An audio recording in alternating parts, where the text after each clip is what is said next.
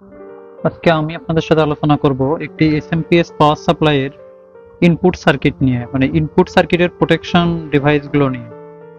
Input সাইটে কিভাবে protection দেয় আর ইনপুট সাইটে আমরা চিনব কিভাবে, সেটা নিয়ে আলোচনা করব। তো দেখা যাক ইনপুট সাইটে আমরা কিভাবে চিনবো যে কোনটা ইনপুট সাইট। তো আমরা দেখব আমাদের 220 ভোল্টেজ ইন হয় কোন সাইডে, আর আমাদের এখানে লেখা আছে এসি। আপনারা হয়তো বা দেখতে পাচ্ছেন এখানে লেখা আছে এসি, এসি এল এসি এন, মানে এল এল হচ্ছে পজিটিভ, এন হচ্ছে নেগেটিভ। তো আমরা এখানে নেগেটিভ পজিটিভ ইন করব। আমাদের ইন যে সাইডে হয় ওই সাইডটায় আমাদের হচ্ছে ইনপুট সার্কিট থাকে। তো এখানে ইন হওয়ার পরে আমাদের এখানে আছে একটা 4 পায়ের একটা কম্পোনেন্ট, যেটা হচ্ছে ব্রিজ রেকটিফায়ার ডায়োড। ইন করার পরে আমাদের ব্রিজ রেকটিফায়ার ডায়োড পর্যন্ত যাইতে যে কম্পোনেন্টস গুলো আছে এগুলোই হচ্ছে ইনপুট ইনপুট প্রোটেকশন কম্পোনেন্টস আর কি, ইনপুট প্রোটেকশন ডিভাইস। তো ইনপুট প্রোটেকশন ডিভাইসে মানে ইনপুট প্রোটেকশন সার্কিটে কয়টা ডিভাইস আছে? ইনপুট প্রোটেকশন সার্কিটে কয়টা কম্পোনেন্টস আছে আমরা যদি গণনা করি, তাহলে আমরা দেখতে পাবো 1 2 3 4 5, আমাদের 5টা কম্পোনেন্টস আছে। এখন 5টা কম্পোনেন্টস এর নামগুলো কি কি? আমরা যদি প্রথমটাই দেখি, এটা একটা অনেক অল্প মানের রেজিস্টর। রেজিস্টরটা এখানে ফিউজ হিসেবে ব্যবহার করা হয়েছে। তো প্রথমটা গেল একটা রেজিস্টর, দ্বিতীয়টা হচ্ছে একটা ভেরিস্টর। আমরা এইগুলোর বিস্তারিতগুলো একটু পরে জানবো, তো প্রথমে এগুলোর সাথে পরিচিত হয়ে নেই। তৃতীয়টা হচ্ছে একটা এনটিসি, চতুর্থটা একটা ক্যাপাসিটর, নন পোলারাইজড এসি ক্যাপাসিটর, আর লাস্টের এইটা হচ্ছে একটা ইন্ডাক্টর, একটা ডুয়েল লাইন ইন্ডাক্টর। তো আমরা এই কম্পোনেন্টস গুলো একটা খাতার মধ্যে যদি লিখে নেই তাহলে ভালো হয়। আমরা প্রথমে লিখে নেই একটা এসএমপিএস ইনপুট সার্কিট।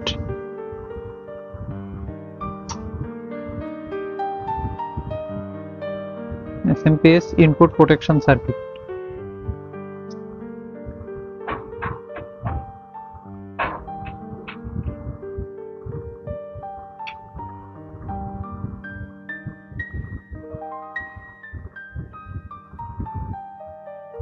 প্রোটেকশন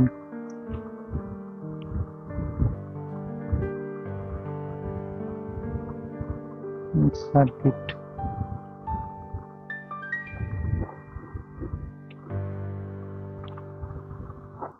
আমরা ইনপুট প্রোটেকশন সার্কিট নিয়ে কথা বলবো।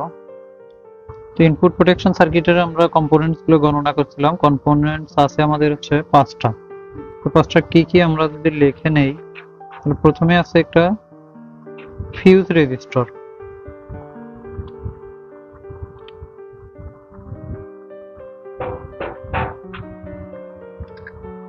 Fuse resistor. আমাদের দ্বিতীয়টা আছে একটা ভেরিস্টর, এই যে সবুজ কালারটা আমরা দেখতে পাচ্ছি, এটা একটা ভেরিস্টর। কোনটা কি কাজ করে সেটা আমরা একটু পরে জানবো। তো আমরা আগে কম্পোনেন্ট গুলো রেখে নিই।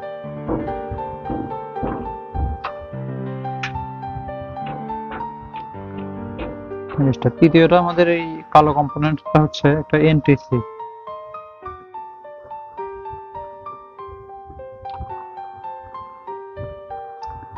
চতুর্থটা হচ্ছে একটা AC capacitor.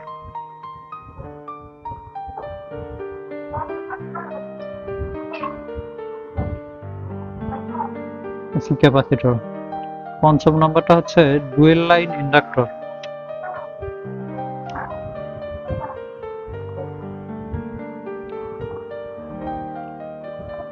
Dual line inductor.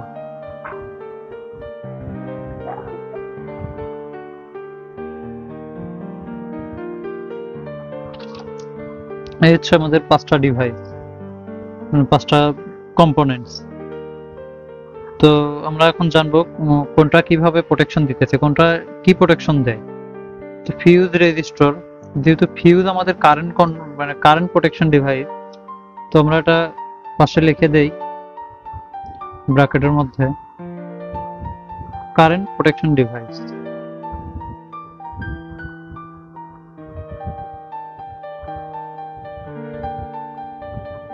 Current protective device.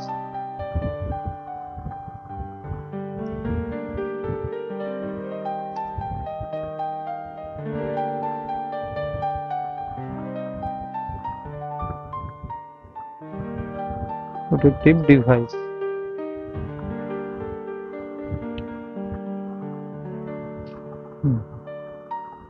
আমাদের ফিউজের কাজ গেল। এটা আমাদের কারেন্ট যদি কখনো ওভার কারেন্ট নেয়, এটা যা ক্ষমতা তার থেকে যদি বেশি কারেন্ট নেয়, মনে করেন এখানে একটা জিনিস যদি শর্ট হয়ে যায়, তাহলে ওভার কারেন্ট ফ্লো হওয়া শুরু হবে। এই ফিউজের ভিতর দিয়ে ওভার কারেন্ট প্রবাহিত হওয়া শুরু করবে। তখনই এর ক্যাপাসিটির বাইরে যদি কারেন্ট প্রবাহিত হওয়া শুরু হয়, তখন এ পুড়ে যাবে, এ ড্যামেজ হয়ে কারেন্ট প্রবাহ বন্ধ করে দিবে, দিয়ে সার্কিটকে সেভ রাখবে, এই কারেন্টকে প্রোটেক্ট করবে। এই জন্য এটা কারেন্ট প্রোটেক্টিভ ডিভাইস। তো গেল 2 নম্বরে আমাদের আসলো ভেরিস্টর। তো আমাদের ফিউজ রেজিস্টরের গেল। তো আমরা 2 নম্বরে আসলাম ভেরিস্টর। ভেরিস্টর কিভাবে কাজ করে? ভেরিস্টর হচ্ছে ভেরিস্টরটা লাগানো থাকে, দেখেন এখানে হচ্ছে আমরা যেই হচ্ছে নেগেটিভ পাশে নেগেটিভ পাশে পজিটিভ। ভেরিস্টরের 2টা পা, একটা থাকে নেগেটিভের সাথে, একটা পজিটিভের সাথে। তো এটার ভ্যালু অনেক বেশি থাকে, এটার মানটা অনেক বেশি থাকে রেজিস্ট্যান্স, যার কারণে এটা নেগেটিভ পজিটিভের সাথে থাকলেও 220 ভোল্টেজে এটার কিছু হয় না। যদি কখনো এই 2 লেগের মধ্যে ওভার ভোল্টেজ চলে আসে, তখন এই নিজের থেকে ভিতরে কারেন্ট প্রবাহ কমানোর চেষ্টা করবে, কারেন্ট প্রবাহ কমিয়ে এদিকে 220 রাখার চেষ্টা করবে। এখন এর পরেও যদি আরো ওভার ভোল্টেজ আসে, সেই ক্ষেত্রেও আরো কারেন্ট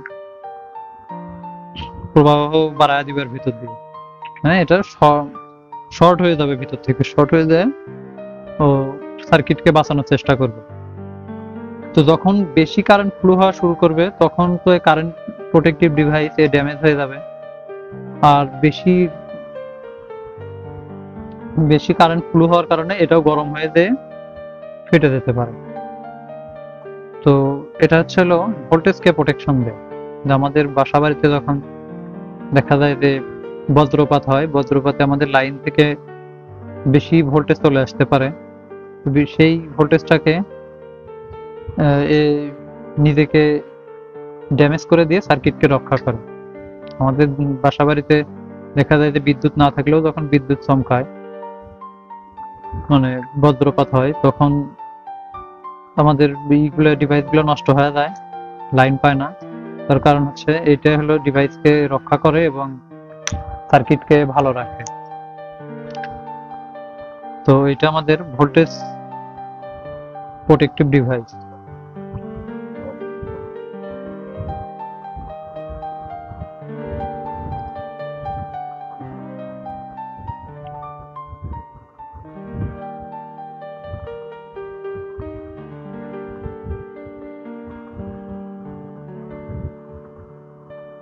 প্রোটেক্টিভ ডিভাইস। তো এই হলো আমাদের কারেন্ট প্রোটেক্টিভ ডিভাইস গেল, ভোল্টেজ প্রোটেক্টিভ ডিভাইস গেল। 3 নম্বর যে কম্পোনেন্টটা কালো, এটা হচ্ছে এনটিসি। তো এনটিসি হচ্ছে, আমরা এনটিসির মিনিংটা হচ্ছে নেগেটিভ টেম্পারেচার কোফিশিয়েন্ট। মানে এটার ভিতর দিয়ে যখন কারেন্ট প্রবাহ হয়, এটার একটা আছে যে কতটুকু কারেন্ট দিতে পারবে। এর বেশি যদি কারেন্ট প্রবাহ হয়, তাহলে এটার রেজিস্ট্যান্স আস্তে আস্তে বাড়তে থাকে। তো রেজিস্ট্যান্স বাড়তে থাকলে যদি কারেন্টও বেশি নিতেই থাকে, তো রেজিস্ট্যান্সও এমন পর্যায়ে নিয়ে যায় কারেন্ট প্রবাহ বন্ধ করে দেয়। তখন এটা অতিরিক্ত গরম হয়, তখন এর রেজিস্ট্যান্সের মাত্রা বেড়ে যাওয়ার কারণে কারেন্ট প্রবাহ বন্ধ হয়ে যায়। তো এ বারবার মানে এর সার্কিটকে সংকেত দিয়ে দেয় যে সামনের দিকে কোনো কিছু সমস্যা আছে, যার কারণে বারবার সার্কিটকে বন্ধ করে দিতেছে। তো এইদিকে যদি কোনো কিছু শর্ট না থাকে, যদি ওভার কারেন্ট না নেয়, তাহলে সার্কিটকে বন্ধ করবে না। তার কারণ এখানে এটা সিরিজ হয়ে এই পাশ থেকে বিদ্যুৎটা এই পাশে আসছে এনটিসির মাঝখান দিয়ে, এনটিসির মাঝে দিয়ে। তো এই কারণে মানে সার্কিটকে অতিরিক্ত টেম্পারেচার যদি হয়ে যায়, সার্কিট যদি বেশি এম্পিয়ার নেয় তাহলে ও সার্কিটের আউটপুট বন্ধ করে দিবে। এটা হচ্ছে টেম্পারেচারের উপরে কাজ করে, এই জন্য এটা লেখা আছে এনটিসি, যার ফুল ফর্ম হচ্ছে নেগেটিভ টেম্পারেচার কোএফিসিয়েন্ট।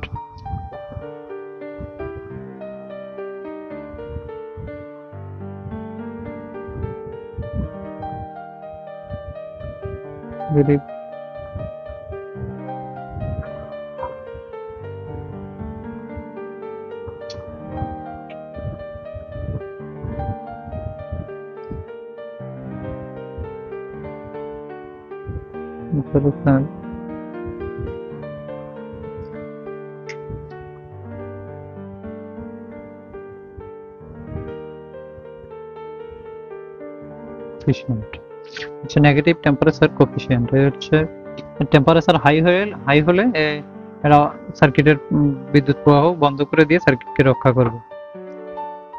তো আমাদের এরপরে দেখতে পাচ্ছি আমরা এসি ক্যাপাসিটর এবং একটি ইন্ডাক্টর, ডুয়েল লাইন ইন্ডাক্টর। এর আমরা দুইটা লাইন দেখতে পাচ্ছি। তো একটা দিয়ে নেগেটিভ, একটা দিয়ে পজিটিভ প্রবাহ হয়। তো এই দুইটা মিলে সমন্বয়ে তৈরি হয়েছে হচ্ছে ইএমআই ফিল্টারিং। তো এই দুটো হচ্ছে ফ্রিকোয়েন্সিকে কন্ট্রোল করে। আমরা জানি বাংলাদেশের যে ডিভাইসগুলো আছে সবগুলো 50 হার্জে চলে। বাংলাদেশের হার্জ হচ্ছে, বিদ্যুতের হার্জ হচ্ছে 50 হার্জ। তো এখানে যদি ওভার হার্জ চলে আসে, তাহলে ওভার ফ্রিকোয়েন্সি চলে আসে, সেই ফ্রিকোয়েন্সিটাকে নিয়ন্ত্রণ করে এই দুইটা ডিভাইস। এই দুইটা সমন্বয়ে হচ্ছে ইএমআই ফিল্টারিং। তো ইএমআই ফুল ফর্ম হচ্ছে ইলেকট্রোম্যাগনেটিক ইন্টারফারেন্স। তো এই দুইটা ডিভাইস ফ্রিকোয়েন্সিকে কন্ট্রোল করে। তাহলে এই দুইটা মিলে হচ্ছে ইএমআই। তার ফুল ফর্ম হচ্ছে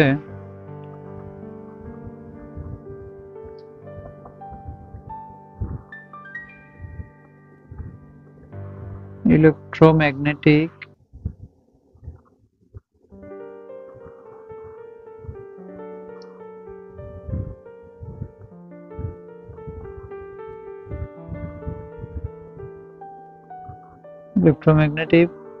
ইন্টারফারেন্স।